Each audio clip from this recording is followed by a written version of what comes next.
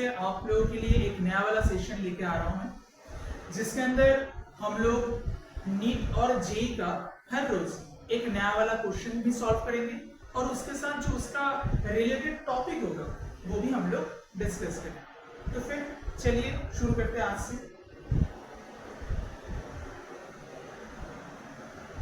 आज का जो पहला वाला टॉपिक हम लोग लेके रखे हैं, यहाँ पर देखिए जो भी हम लोग क्वेश्चन सॉल्व करेंगे वो ज्यादातर केसेस में क्रिटिकल वाला क्वेश्चन ही होगा, क्योंकि आप लोगों को वो क्रिटिकल वाला क्वेश्चन में दिक्कत होता है।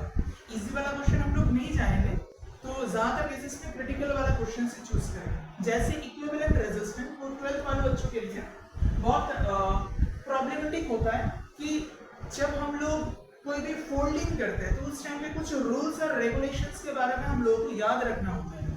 तो ये वाला क्वेश्चन बहुत बार आ चुका है एंट्रेंस एग्जाम में, तो आज हम लोग ये वाला क्वेश्चन सॉल्व करेंगे और इस वाले क्वेश्चन को सॉल्व करने के लिए हम लोगों को चाहिए होगा फोल्डिंग सर्किट, जिसके बारे में हम लोग कुछ इंपॉर्टेंट चीजें जो होगा वो डिस्कस करेंगे।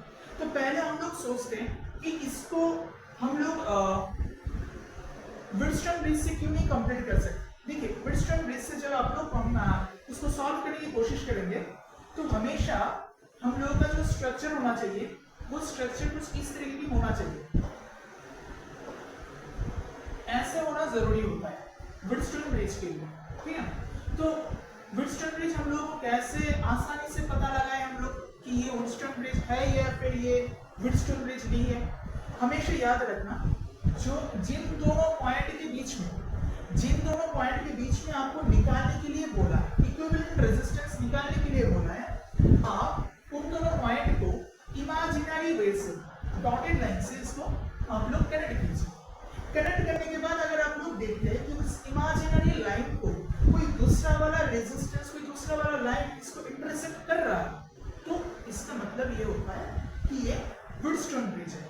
लेकिन इस जगह पे हम लोग देखेंगे तो हर एक आर्म पे रेजिस्टेंस का वैल्यू बोला गया है R, और निकालने के लिए बोला है कि इन दोनों पॉइंट के बीच में O और A के बीच में, O और A के बीच में निकालने के लिए बोला है।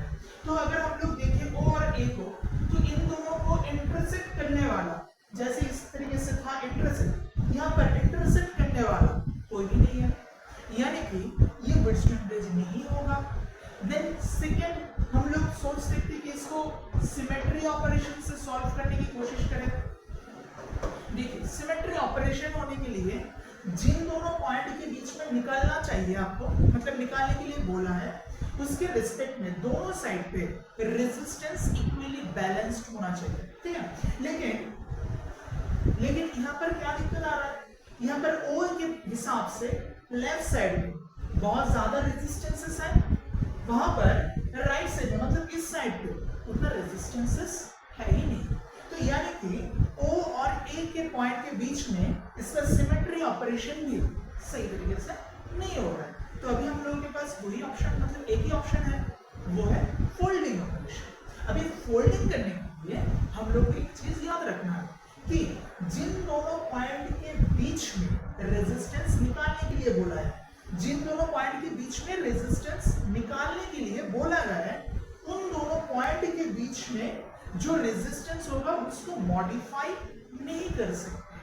मतलब उसका जो रेजिस्टेंस है, उसका रेजिस्टेंस R है तो R ही रहना चाहिए आपका फोल्डिंग ऑपरेशन से पहले एंड फोल्डिंग ऑपरेशन के बाद। यानी कि हम लोग इसको ऐसे फोल्ड कर सकते हैं, वर्टिकली फोल्ड कर सकते हैं, या फिर हॉरिजॉन्टली फोल्ड कर सकते हैं। एक बार देखिए, अगर हम लोग इसको वर्टिकली फोल्ड करते हैं तो क्या होगा, ये वाला जो रेजिस्टेंस है, ये वाला रेजिस्टेंस इस वाले रेजिस्टेंस के ऊपर आके बैठ जाएगा, मतलब पैरेलल कॉम्बिनेशन हो जाएगा। अगर पैरेलल कॉम्बिनेशन होता है तो यहाँ पर R था और यहाँ पर R था, तो R और दूसरा वाला R आ जाएगा इसके ऊपर, तो R और R पैरेलल होगा, तो यहाँ पर आपको मिलेगा R/2, यानी कि पहले R था फोल्डिंग ऑपरेशन से पहले, और फोल्डिंग ऑपरेशन के बाद आपके पास आ चुका है R/2, यानी कि मॉडिफाई हो चुका। तो हम लोग इसको ऐसे फोल्ड नहीं कर सकते, यानी कि वर्टिकली फोल्ड नहीं कर सकते। अगर हॉरिजॉन्टली फोल्ड करते हैं तो ये वाला जो रेजिस्टेंस है, ये वाला रेजिस्टेंस कोई भी अफेक्टेड नहीं होगा। तो इस तरीके से हम लोग इसको सॉल्व करने की कोशिश करते हैं, ठीक है। तो यहाँ पर विर्स्टन ब्रिज में नहीं होगा और सिमेट्री भी नहीं होगा, तो हम लोग इसको कैसे सॉल्व करते हैं, देखिए फोल्डिंग ऑपरेशन से। ये हम लोग ले लेते हैं फर्स्ट डायग्राम, ये हम लोग चलते हैं सेकंड। इसको फोल्डिंग करने के बाद कैसे फोल्ड करेंगे, इसको इस तरीके से, मतलब हॉरिजॉन्टल एक्सिस के बेसिस पे हम लोग इसको फोल्ड करेंगे। तो चलिए ठीक शुरू करते हैं हम लोग इसको फोल्ड करना।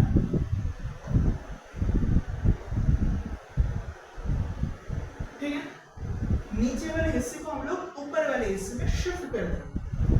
तो क्या होगा, पहले इसको एक बार नंबरिंग कर लेते हैं। ओ ए डाल दिया, यहाँ पर बी डाल देते हैं, यहाँ पर सी डाल देते हैं और यहाँ पर डी डाल देते हैं। जब हम लोग इसको फोल्ड कर रहे हैं तब क्या होगा, ओ और ए जैसा है वैसा ही रहेगा, बी भी जैसा है वैसा ही रहेगा, यहाँ पर भी आर है, यहाँ पर भी आर ही होगा, ठीक है।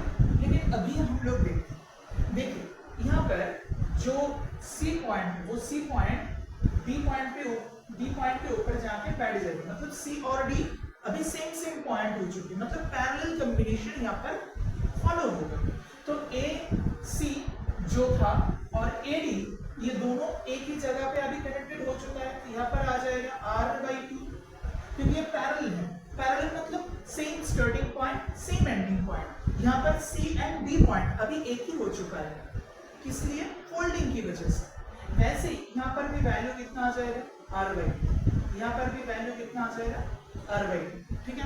अभी आप लोग सोचेंगे कि विल्सन ब्रिज तो होगा अभी, क्योंकि ऐसे चेक करेंगे तो ठीक है, बैलेंस विल्सन ब्रिज तो आ रहा है, लेकिन आपको चेक किसकी वजह से करना है, मतलब किस दोनों पॉइंट के हिसाब से करना है, ओ और ए के हिसाब से। लेकिन ओ और ए के बीच में कोई भी रेजिस्टेंस नहीं है जो इंटरसेक्ट कर रहा है, मतलब यहाँ पर विल्सन नहीं होगा, सिमेट्री भी नहीं हो रहा है, क्योंकि इस साइड पर रेजिस्टेंस ज्यादा है, इस साइड पर रेजिस्टेंस कम है, ठीक है।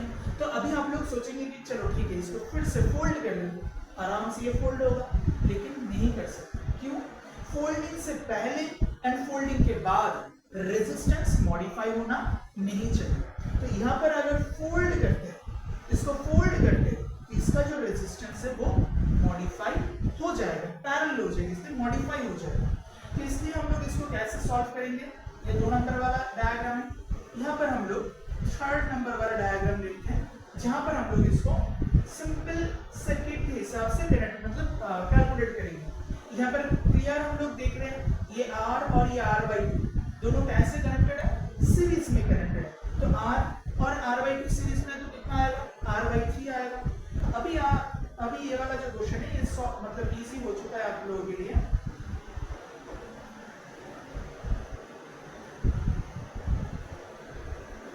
तो यहाँ पर देखिए हम लोग A ले लेते हैं, ये O है, यहाँ पर R आ चुका है, ये तो सेम टू सेम R/2 ही होगा, यहाँ पर भी R/2 होगा, और यहाँ पर कितना आ रहा है, 3R/2। अभी हम लोग आसानी से बोल सकते हैं कि ये दोनों चीज पैरेलल है। तो पैरेलल जब होगा तो हम लोग कैसे इसको निकालते हैं, प्रोडक्ट लेते हैं दोनों का, तो R/3R/2 इनटू R/2, जब पैरेलल होगा तो product of resistances divided by sum of resistances. तो यहाँ पर इसका सम लेते हैं, सम लेंगे तो कितना आएगा, 3R/2 और R/2 यानी कि 4R/2, 2 कैंसिल हो जाएगा, R कैंसिल हो जाएगा, तो फाइनली मिल जाएगा हम लोगों को 3R/8। ये दोनों पार्ट पैरेलल होंगे, कौन दोनों, ये दोनों पोर्शंस पैरेलल होंगे, ठीक है। उसके बाद 4th वाला डायग्राम हम लोग ड्रॉ कर रहे हैं, देखिए क्या होगा।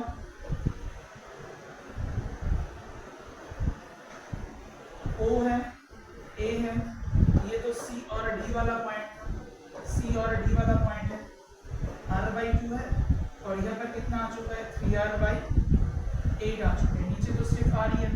अभी हम लोग अगर चेक करेंगे OA के हिसाब से, तो ये दोनों चीज सीरीज में कनेक्टेड, ये दो बंदा सीरीज में कनेक्टेड है, तो सीरीज में होगा, तो यहाँ पर से कितना आएगा, 5th वाला डायग्राम। मैं ऐसे ही ड्रॉ कर रहा हूँ डायग्राम ताकि आप लोगों को आसानी से समझ में आए, ठीक है। तो यहाँ पर कितना हो जाएगा, 3R/8 प्लस R/2 यानी कि 7R/8। यहाँ पर आपको मिल रहा है 7R/8 और नीचे है आपके पास सिर्फ R। अभी तो आसानी से हम लोग बोल सकते हैं पैरेलल है, पैरेलल है मतलब प्रोडक्ट बाय सम। तो चलिए फिर करते हैं हम लोग, प्रोडक्ट करते हैं 7r/8 into r divided by 7r/8 plus r। तो यहाँ पर ऊपर में कितना होगा 7r/8, नीचे कितना आएगा 15r/8 आएगा। 8 कैंसिल हो जाएगा, r भी कैंसिल हो जाएगा। तो फाइनल जो आंसर आपके पास आएगा वो फाइनल आंसर आएगा 7। यहाँ पर और एक r देखो, यहाँ पर और एक r है मल्टीप्लाई के हिसाब से, तो यहाँ पर आपके पास आ जाएगा 7r/15। This is the final answer.